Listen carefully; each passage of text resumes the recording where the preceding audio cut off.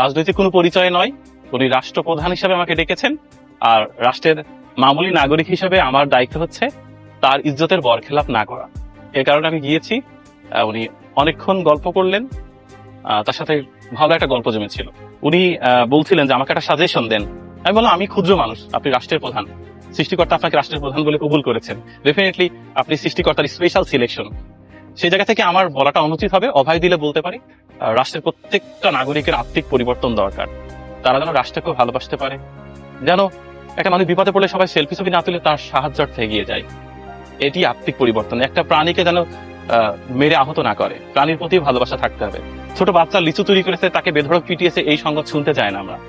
তাকে ভালোবাসা দিয়ে তাকে গাছে চড়ে বলতে হবে যে এই গাছ থেকে লিচু পারো, আমার জন্য পারো, তোমার জন্য পারো।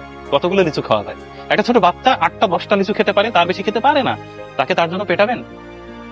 একটা বাবা তার স্ত্রীকে কাঁধে নিচ্ছে, আবার মৃত সন্তানকে নিচ্ছে, আর সন্তানকে হাত ধরে নিয়ে যাচ্ছে প্ল্যাটফর্মে, এত মানুষ, এটা হতে পারে না। একটি রাষ্ট্রের দুর্বিষহ অবস্থায় প্রকাশ করে। সো আমি বলেছি ভাবে, আমার অপিনিয়ন জানতে চেয়েছেন, আমি বলেছি। গল্পের খাতিরে অনেক কথা বলতে হয়েছে, আমি বলেছি।